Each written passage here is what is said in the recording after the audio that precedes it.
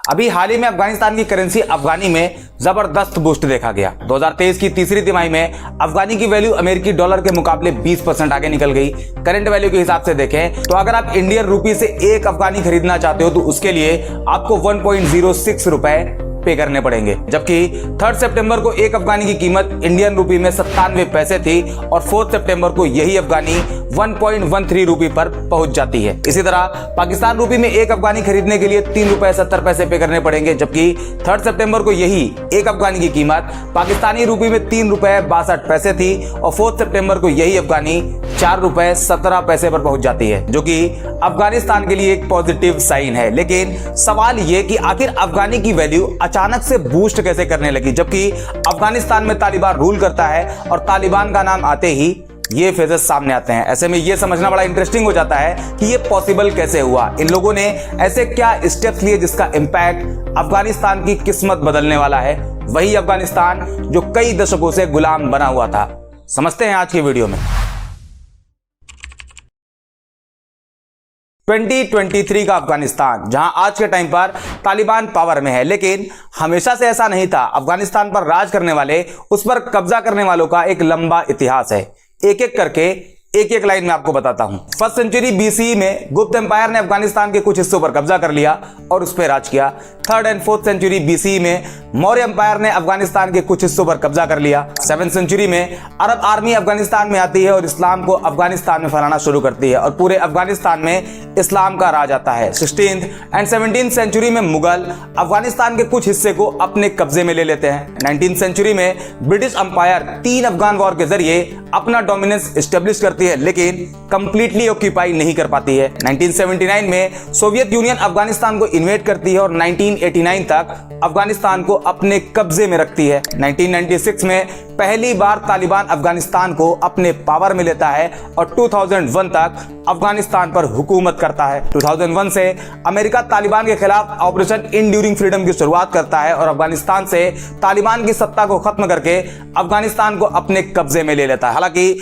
America ने अफगानिस्तान पर कभी डायरेक्टली कब्जा नहीं किया, लेकिन इनडायरेक्टली अमेरिका अफगानिस्तान को कंट्रोल करता रहा। 2021 में अमेरिका अफगानिस्तान से वापस चला जाता है और एक बार फिर तालिबान अफगानिस्तान को अपने कब्जे में ले लेता है। ये वो टाइम पीरियड है जब किसी न किसी ने अफगानिस्तान पर कब्जा किया, लेकिन 1979 से लेकर अब तक देखें तो अफगानिस्तान पर सोवियत यूनियन, अमेरिका और तालिबान का दबदबा रहा और इस बीच नुकसान हुआ तो अफगानिस्तान का हुआ, अफगानियों का हुआ, वो कभी डेवलप कर ही नहीं पाए। आज के हालात की बात करें तो 2023 में अफगानिस्तान में लगभग 23 मिलियन लोग भुखमरी के शिकार हैं। उनके पास खाने के लिए खाना नहीं है। भुखमरी की वजह से वो लोग बीमार हो रहे हैं, मर रहे हैं और ये 23 मिलियन अफगानिस्तान की टोटल पॉपुलेशन का 55% है। अफगानिस्तान में करीब 90% लोग गरीबी में रहते हैं। इसका मतलब है उनके पास सफिशिएंट खाना, शेल्टर, कपड़े, हेल्थ केयर तक नहीं। और जैसा कि आप जानते हैं कि जब गरीबी बढ़ती है तो कई तरह की सोशल प्रॉब्लम्स भी क्रिएट होती है, जैसे crime, violence, health problem. Education देखें तो अफगानिस्तान में एजुकेशन की बड़ी खराब कंडीशन है। 2023 में लगभग 3.5 मिलियन बच्चे स्कूल नहीं जा पा रहे थे, जिसका मेन रीजन गरीबी है। ओवरऑल इस तरह की कई बेसिक चीजें भी उनकी पहुंच से दूर है। ऐसे में अफगानिस्तान की करेंसी अफगानी का अचानक से बूस्ट करना अफगानिस्तान के लिए एक पॉजिटिव साइन है। आने वाले टाइम में अगर तालिबान गवर्नमेंट ने इसे मेंटेन रखा तो अफगानिस्तान की किस्मत बदल सकती है। लेकिन हैरानी की बात यह है कि आखिर ये पॉसिबल कैसे हुआ। इन लोगों ने ऐसा क्या कर दिया कि अफगानी अमेरिकी डॉलर से भी आगे निकल गई, सितंबर क्वार्टर में दुनिया की बेस्ट परफॉर्मिंग करेंसी बन गई। तो इसके पीछे कई रीजन है, तालिबान गवर्नमेंट के कई स्टेप्स है। आइए एक एक करके आपको समझाते हैं। तालिबान ने अफगानिस्तान की इकोनॉमी और करेंसी पर कंट्रोल के लिए एक सीरीज की शुरुआत करी, जिसमें एक स्टेप था फॉरेन करेंसीज पर बैन। अफगानिस्तान के केस में फॉरेन करेंसी की ब्लैक मार्केटिंग एक बड़ी समस्या है। कैसे,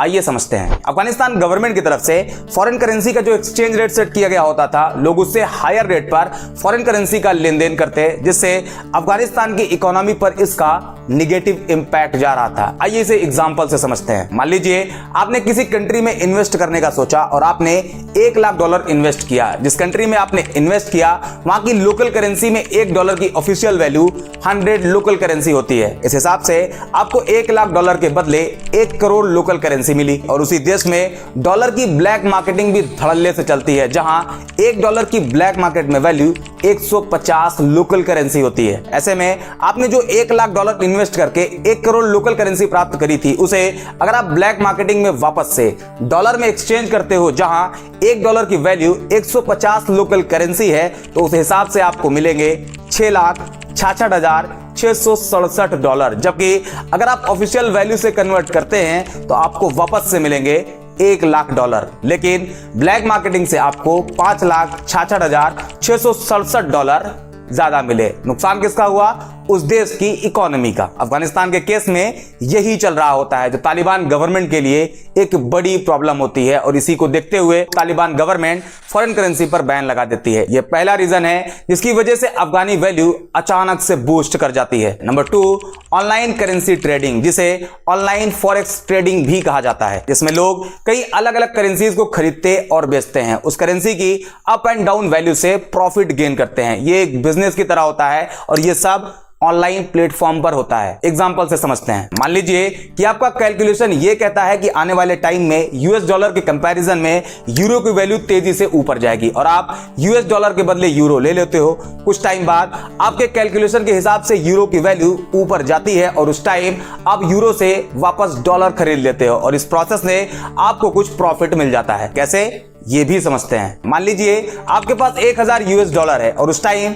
1 यूरो की वैल्यू $1.10 होती है। आप अपने $1,000 से यूरो खरीदते हो तो आपको मिलता है 909.09 यूरो। कुछ टाइम बाद यूरो की वैल्यू ऊपर बढ़ती है और 1 यूरो की वैल्यू 1.10 से बढ़कर $1.15 हो जाती है और उस टाइम आपके पास जो 909.09 यूरो होता है उससे आप वापस से डॉलर खरीद लेते हो, जिसके बदले आपको मिलता है $1,045.45। इन्वेस्ट किया था $1,000, वापस से मिला $1,045। इस बीच आपको प्रॉफिट हुआ $45 का। अब सवाल ये आता है कि ये एक बिजनेस है, ऑनलाइन फॉरेक्स ट्रेडिंग है, लोग प्रॉफिट गेन कर रहे हैं, इसमें प्रॉब्लम क्या है? तो इसका जवाब है ये किसी कंट्री की करेंसी वैल्यू को बर्बाद कर सकती है। ऑनलाइन फॉरेक्स ट्रेडिंग से किसी कंट्री की इकोनॉमी पर अच्छा और बुरा दोनों तरह के प्रभाव पड़ सकते हैं। इसके नेगेटिव इंपैक्ट को देखते हैं। Number 1, speculative activities. जब इंपोर्टर्स और इन्वेस्टर्स किसी कंट्री की करेंसी को कम या ज्यादा दाम में खरीदते या बेचते हैं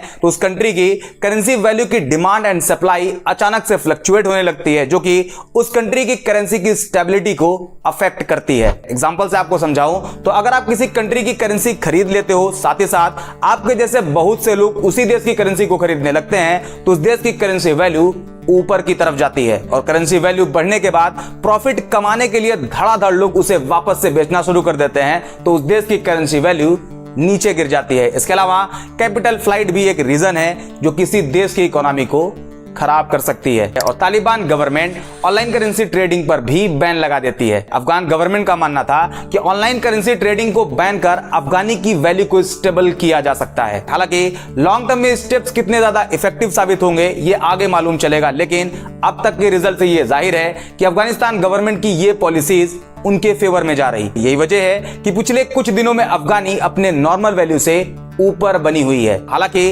अफगानिस्तान अभी जरूर प्रॉब्लम फेस कर रहा, लेकिन अगर वहां की गवर्नमेंट अफगानिस्तान की जमीन के नीचे दबे खजानों को निकालने में कामयाब होती है तो इससे अफगानिस्तान की इकोनॉमी में जबरदस्त बूस्ट देखने को मिल सकता है। जमीन के नीचे दबा खजाना, अब ये क्या है? ये सवाल आपके दिमाग में भी आ सकता है, तो आइए इसे भी समझते हैं। अफगानिस्तान, इसे खनिजों का खजाना भी कहा जाता है क्योंकि अफगानिस्तान में कई वैल्यूएबल मिनरल्स के भंडार मौजूद हैं, जैसे सोना, चांदी, iron and copper, gemstone and lithium. बाकी सारी चीजों को साइड रखते हैं, वो सब अफगानिस्तान के लिए एक बोनस है, लेकिन हम बात करते हैं सिर्फ लिथियम की। अब ये लिथियम क्या है? लिथियम की वैल्यू आपको ऐसे समझाता हूं। आपको क्या लगता है सऊदी अरब के पास क्यों इतना पैसा है? आप फटाक से जवाब दे सकते हो कि सऊदी के पास तेल है और वो पूरी दुनिया को तेल सप्लाई करता है। तेल सभी देश को चाहिए और सऊदी तेल बेचकर मोटी कमाई करता है, और यही सच भी है। अब लिथियम के बारे में आपको बताऊं तो लिथियम आने वाले टाइम में अफगानिस्तान के लिए फ्यूल का काम कर सकता है। पूरी दुनिया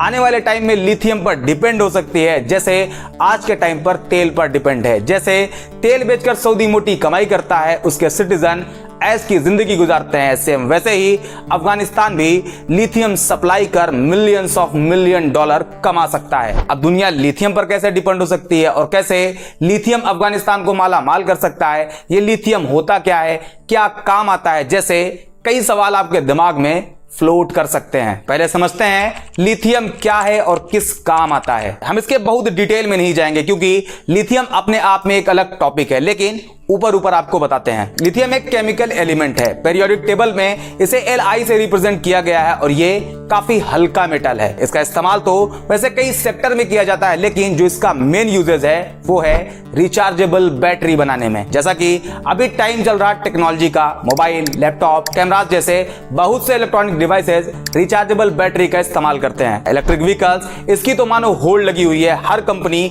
जल्द से जल्द एक सक्सेसफुल इलेक्ट्रिक व्हीकल्स मार्केट में लॉन्च करना चाहती है और इन सभी चीजों में जो बैटरी यूज करी जाती है वो बनती है लिथियम से, जिसे लिथियम आयन बैटरी कहा जाता है। इसके अलावा दुनिया की सबसे बड़ी प्रॉब्लम है बायोफ्यूल, क्योंकि इसकी डिमांड कम होने का नाम ही नहीं ले रही। ऐसे में दुनिया इसका अल्टरनेटिव भी तलाश रही और लिथियम वही अल्टरनेटिव बनकर एनर्जी की डिमांड फुलफिल कर सकता है। और यही रीजन है कि लिथियम को आने वाली पीढ़ी का पेट्रोल भी कहा जाता है। साल 2010 में यूएस मिलिट्री और साइंटिफिक टीम ने अफगानिस्तान में लिथियम के भंडार होने की खोज की थी, जो उस टाइम की बड़ी खबर में से एक थी। ऐसे में अभी हाल ही में अफगानी की वैल्यू का बूस्ट करना सिर्फ ट्रेलर हो सकता है, देश की इकोनॉमिक कंडीशन के सुधरने का एक संकेत हो सकता है। हालांकि अफगानिस्तान गवर्नमेंट को कई चैलेंजेस भी फेस करने पड़ सकते हैं, लेकिन अगर अफगान गवर्नमेंट चैलेंजेस को टैकल करने में कामयाब हो जाती है और लिथियम को अपने रेवेन्यू का सोर्स बना लेती है, तो अफगानिस्तान का एक ब्राइट फ्यूचर बाहें फैलाए उसका इंतजार कर रहा। आज के वीडियो में इतना ही।